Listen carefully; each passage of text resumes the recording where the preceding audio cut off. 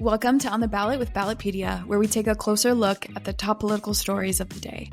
Ballotpedia connects people to politics by providing neutral, nonpartisan, and reliable information on our government, how it works, and where it's headed. I'm Victoria Rose, and thanks for being with us. Today, I'm joined by our editor-in-chief, Jeff Pelle, for a quick conversation to preview some of the coverage you can expect from Ballotpedia this year. Jeff, thanks for coming on the show. How was your holiday season? Hey, Victoria. Welcome back. It was great. The kids had a wonderful time. They didn't rebel over whatever was under their proverbial tree, and they're happy. And we had a great time, and now they're back to school. So everyone's happy. Yes. Back to the grind of things. Do you have any New Year's resolutions? I actually turned 40 this year. So this is going to be a fun year in that respect. You can always make some little themed New Year's resolutions around that, but it's probably more like don't get hurt at the gym, right? Which gets 40. Harder as you get older, yeah. This is the age where I distinctly remember being a kid and my friend's dad tore his Achilles playing flag football in the street. And I remember time when it happened thinking, wow, that's weird. He tore his Achilles, come on. And now I'm like, oh, I'm that age. So here comes the torn Achilles, right? Yeah, so we don't want you in crutches. That'll make 2024 quite. Fortunately, in our line of work, it wouldn't impact anything. So I guess that'd be okay. But everything outside of it, managing a household, taking care of the kids. Yeah, right. No, it's going to be good. What about you? What are you up to? My big goal for 2024 is to learn how to sew.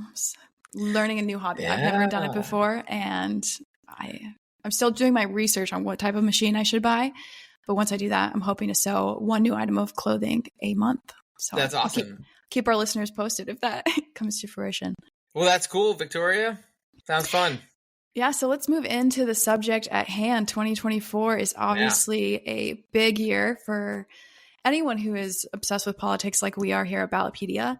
It's an on-cycle election year, which just means tons of more elections on top of, obviously, the presidential election. So how does our approach to coverage change when federal elections take up more of our time in an on-year election cycle? Yeah, it's a great question. It's going to be a really interesting election year, as it always is when it comes to especially a presidential election year. But one of the things that we're particularly excited about is the amount of candidates we've already captured.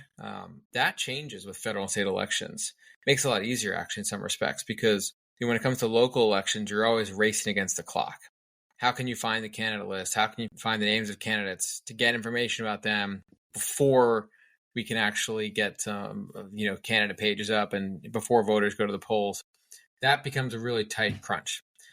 With federal and state elections, you don't really have that problem. You find out really well in advance. You know who the candidates are. Even in races that seemingly seem to change at the last minute, it's still well in advance of a typical primary or a general election. So for us, actually, what changes when you get an influx of federal and state elections is we become a lot more structured with the schedule. We're able to plan out ahead of time and say, okay, these are the races we know we're going to cover, and let's just get them built out. Local elections and odd year elections and off-cycle elections, that's the really big uncertainty. That's when things are a little bit more chaotic because almost you just like don't know. Wild West. Yeah, like the wild west of elections. It really is. And so not that there is an uncertainty when it comes to an even year election, because that's politics. Things change all the time. But our team can really, dig in and just sort of get immersed in everything, because that's what national elections are in an even year. It's all encompassing. Let's give our listeners kind of like a sneak peek of Ballotpedia culture. Do you feel like there's a buzz amongst the staff because it's an even year? Are they excited about this year? As much as there can be in our remote workplace, right? There is, people get really excited about it. You hear through our little various Slack channels, the races that are riding under the radar. We always get excited when the readers start to come out to sort of visit Ballotpedia as they get ready to vote. That creates a lot of proverbial buzz. Like, wow, look at all the different, look at the traffic coming in this article, look at the mentions we're getting here, because people are interested. There's a lot more excitement and intrigue nationally during an even year, and that definitely resonates when it comes to our own proverbial water cooler, so to speak, right, Victoria? So you deal with that in ballot team as things change. Definitely. Every week there's either a new ballot measure, something being taken off the ballot, like just happened recently. So lots of things always happening. One of the biggest differences between on and off year election cycles is voter turnout, obviously. So how big of a difference are we typically talking about when we talk about voter turnout? Really, really substantial. The turnout is dramatically different in even year and odd year elections, which is one of the reasons why you see legislation at times in states or ballot measures, as you've covered, to move elections from odd years into even years. I mean, I think the most stark example of this comes from one of the states you cover, Texas, with statewide ballot measures, where you'll typically see a turnout of 6 to 8% in an odd year statewide ballot measure election, as opposed to 50, 60% in an even year. I was actually just looking at the numbers. 2023 was the highest turnout since 2005 at 14% for an odd year. 14%. Wow. Yeah, we turned out this year. Oh, man. Compared to 2020, the last presidential cycle, voter turnout was 67%. So right. Substantial difference.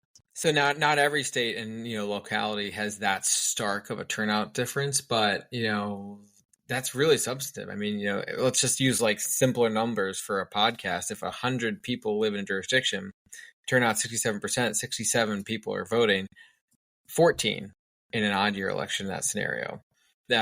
You're talking 4 to 5 times as many people turning out to vote. So in an even year, it's typically a lot more. In a presidential year, it's more than a midterm year. So turnout should be certainly a lot more this year.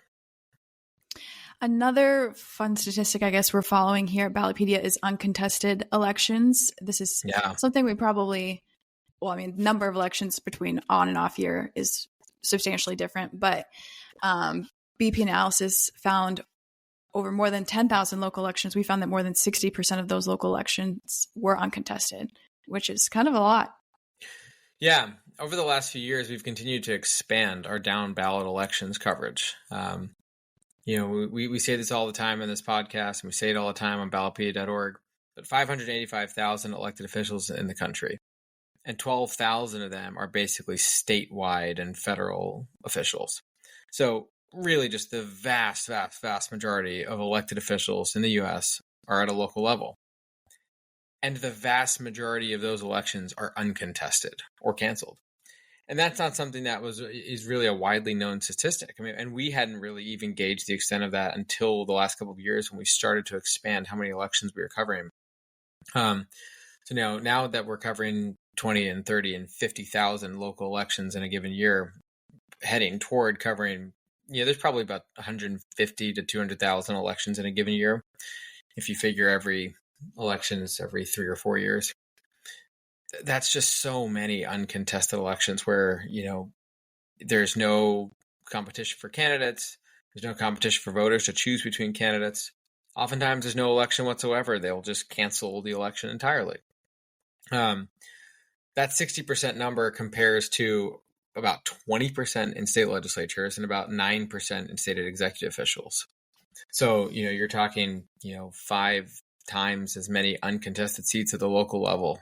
So it'll be really interesting to see if, as the next few years go by, America goes through ebbs and flows of political energy and activism. Does that translate into more candidates running for office across the board? Or does it end up manifesting in just a handful of races that gain national interest and intrigue, but doesn't spread? Yeah, it'll be interesting to watch. And you touched on this in your answer, but Ballotpedia's local coverage has expanded, I would say exponentially, even in the time I've been a part of Ballotpedia. So what can listeners expect as far as our local coverage in 2024? Yeah, so one of the things that we're sort of starting to gauge and capture is how many states and how many elections we're going to cover. Right now, we are counting 52 unique election dates that we will be covering an election in. I guarantee you that number will change for 2 specific reasons. One, because states will change their election dates. That happens all the time. And 2, because new elections will be scheduled that haven't been scheduled yet, that nobody even knows about, and will create a new election date. So there's an election every week. That's the simplest way to look at it. We will be covering tens of thousands of different elections in dozens of different states. And we're excited to continue to expand down the ballot, covering more and more local elections. And then the trick is, once we get the names, you've got to get more information about them. So getting candidates to take Ballotpedia's candidate survey, which is a really helpful way for voters to understand who they're candidates are, what they stand for, information that just generally humanizes them, tells you as a voter, who is this person running for office. So we'll be getting into that with our first batch of elections in just a few weeks. Definitely. The next question I have for you is kind of like a pop quiz to see how attuned you are to the ballot measures project. But what are we expecting when it comes to ballot measures in 2024? Ooh, pop quiz. Pause the podcast.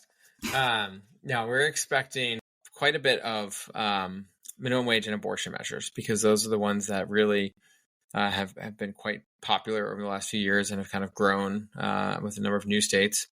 Ranked choice voting, there are a number of different statewide measures coming up. Let's see. We saw a number of ballot law bills passed to make it easier in a couple of states last year. That was new.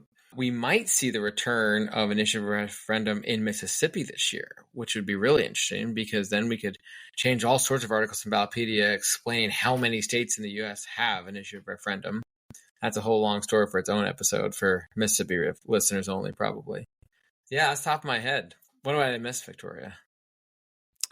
No, you definitely hit on the biggest topics. I would say education is still kind of a big topic with ballot measures. We got partisan school board elections in Florida being decided on in 2024.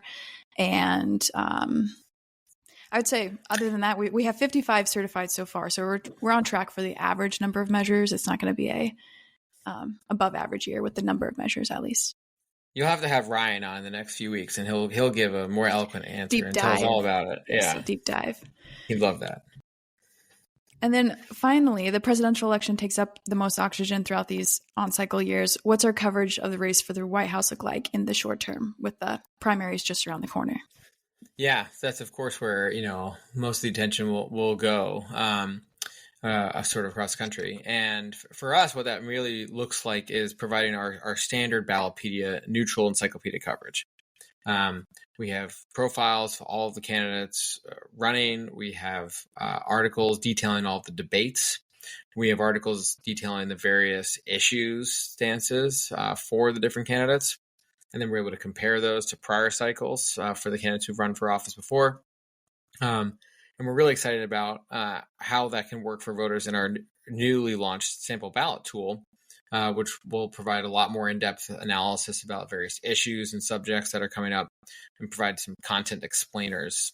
So really our presidential coverage is meant to be sort of like a stepping back breath of fresh air that removes you from the sort of day-to-day, high drama intensity of coverage, and just allows a voter to understand, okay, who are the candidates who are running, what do they stand for, and what's been going on over sort of a longer series timeline. How about specifically for this podcast on the ballot? What do we have in store in 2024? We've got a great lineup coming up for you, for listeners. So we've got an upcoming episode about the presidential primary calendar, school district open enrollment information. That is a really exciting one. It's pretty in the weeds, but we have been closely following the various rules around how school districts can set their maps and how school districts set their boundaries. It's really nuanced stuff, but it's actually pretty relevant, especially to some of the parents out there who are curious how their kids get zoned into various school districts. And AI, of course, is a really big topic for everyone right now. And one of the ways that can manifest in our world is understanding what kind of legislative activity is going on at the state level for governing and regulating AI. And I'll throw a little one out there for our producer that CBA is coming up next week for us. And what that means is a dashboard that we've built that we're newly launching very soon about police collective bargaining agreements. It's really fascinating if you're interested in that sort of thing, but stay tuned for that one. Yeah, lots of exciting things, very niche topics, but exciting nonetheless. Wouldn't be Ballotpedia if it wasn't super niche and super nerdy, but super interesting to the political junkie out there. Agreed. Well, thank you so much for your time today. Thanks for coming on and getting us all excited for 2024. It's good to see you, Victoria. Excited to be back on later on in the year. We'll see how this year goes.